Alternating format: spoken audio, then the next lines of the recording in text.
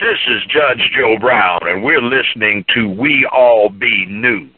News-free Dixie for the 21st century.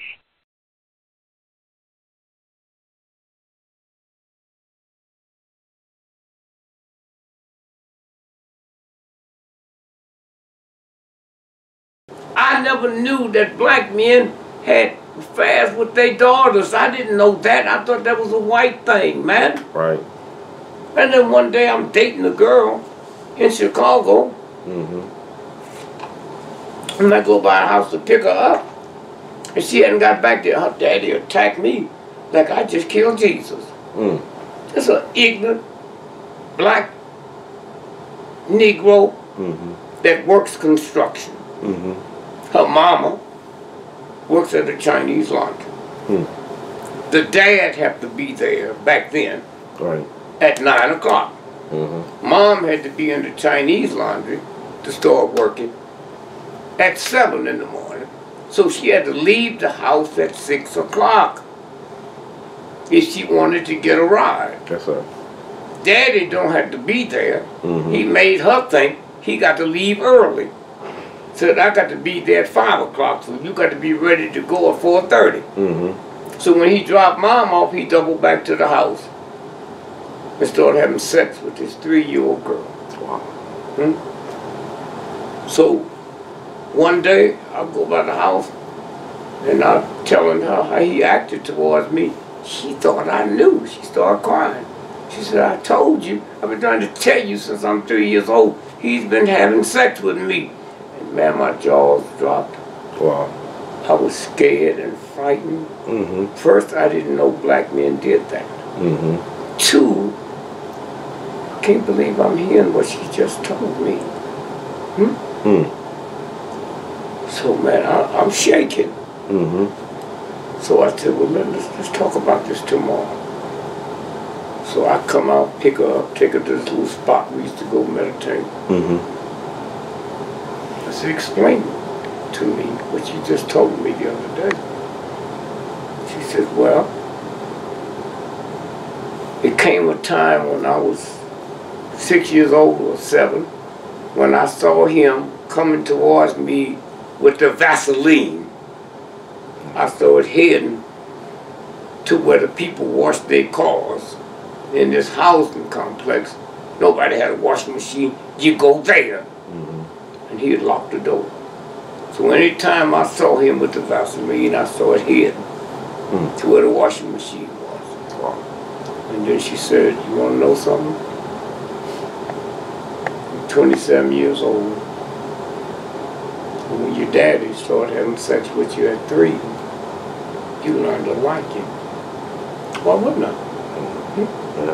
Nobody said anything was wrong with your daddy. I knew something was wrong. But nobody said. So I like it. All of that stuff, man, you got to process. Process. So if I'm your brother, and your daughter's 9, and she tells you and your wife that your brother's having an affair with me, what happened to your face? Get mad. I get angry. Okay, so she thinks she did something wrong. Right. I'm coming to the Savior. She thinks she did something right by looking at your face. So she'll never come to you to tell you anything. Okay? Now, so what do we need to do? Now that we know, I went home and told my wife immediately this horror that I didn't know black men did. I said, if any of these daughters of yours come to you and lie to you on me, take their side. Take their side. And then here's what you do, those viewers out there listening. First, if you got to frown and holler and scream, tell your dog, oh, I got this, my brother just went to the hospital, I got to call. And then go out there and holler and scream, put a pillow over your head so she can't hear you. You a cop, you saw this guy kill this person. Homicide takes care of it, not you. They've been trained to look at forensics. You haven't. Right. You got to do the same thing with a child. You got to say, oh, wait a minute, hold it. The next day, you walk in, smile. You say, well, okay, that old crazy brother, he did all of us like that. Matter of fact, then 2 days later, you slip in behind her and grab her back and start playing with her next. And this is what he used to do, yeah. Oh, yeah, he's all over. Then you stop there. 2 days later, you come in and say, yeah, he just grabbed us and wrestled with it. Then you put your hand on her breast. And then you put it up to crouch. Yeah, he did all that. Nah, he can't lie to you when you confront him. Huh? Because you got a 30-year-old punk thug, evil brother being challenged by a 3-year-old child. Anybody can outlaw her, but when you go there with the evidence, Right. you got it. That's what it's about. That's what it's about. And so how many women's attitude is the same? I want to ask you, when you were saying that, I was thinking about Reverend James BEvel. Yes. And your thoughts about his situation with his kids. That's what I was thinking about when you was talking about Yeah, that. but now you got to take it deeper than that. The trial was held in Lynchburg, Virginia. Right, in Lynchburg, Virginia. That's the home of who? Of the Klan? No, the Labor Party. Oh, Labor. Okay, gotcha. Okay? They have all the stuff on Queen Elizabeth and all the stuff. The Labor Party. Okay? They had him under mind control. Okay. And that's why they put it out, because he looked like he was coming out from under. So it said he was having a relationship with his daughter. So he died disgraceful. One of the brilliant minds. He taught King nonviolent tactics. That's it. I met with him one day in Philly, never forget it. He came out the hotel and 2 white boys was following him. I said, let's walk on the other side of the street. And the whole time we was talking, I'm sure they was taping. He didn't know nothing about that. That's what that was about. Now, it could have been true, but I'm saying getting the information from some agents. See, they work for the Defense Intelligence. Okay? The CIA and them is Army, military intelligence. That's what this is about. So that's why they can stand out there with the newspaper with all that information. They get it from Defense Intelligence. And then when it started coming out who he was, that's when they busted him. What's the leader's name again? BEvel? No. Oh. The one that ran.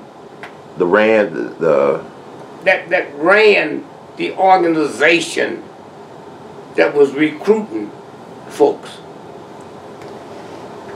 Of the Labor Party? The Labor Party. I know you're talking about, I gotta Google his name. I know you're talking about. I'll put it in, well, here's what I'm saying. Yeah. He ran the Labor Party. Yeah. Okay? They put him in jail. Right. Set taxes so people would trust him. How can Dick Gregory say something about him and the government put him in jail? Oh, that's a fraud, man. They put him in jail to get you to trust him. That's what this is about. That's why I say you gotta be careful out there. You gotta leave yourself open. Let me tell you what I just heard. What? Okay. So that's your job. Yes, sir. You out there. They will kill you if you're not in order with the uniform. So I'm glad you asked me the story of BEvel. I trust him with my grandchildren in the morning. Not saying he didn't do it, but knowing where the source came from. Right. And then he dies from cancer. Right. But there's little things that let you know. He in jail in Lynchville. Lynchburg, yeah. Lynchburg, Lynch. He's just like what was it, the letter that... Willie Lynch, yeah. Well, the Willie Lynch, do you have that letter? I don't have the letter, no, sir. You ever had it? No, sir. You never read it? I read some parts. No, you can't read some of it as important as you are. Yes, sir. You need to get the letter, and we'll do it together. White folks didn't talk that way 300 years ago. Yes, sir. Yes, sir. That's CIA 1960 lingo. If you want this job, you got to do work. Yes, sir. Huh? You got to listen. Huh? Yes, sir. You hear me? I hear you. Yes, sir. We won't talk 300 years from now the way we talking now. The evolution comes up. Yes, sir. Then we find out a black CIA agent wrote the letter. What's the odds of some guy writing a letter 300 years ago? Huh? Talking about the Klan. And name it Willie Lynch. Are you crazy? This is true. See how it works? Yes, sir. Now, how do you get that? A 5-year-old son can't play ball like you.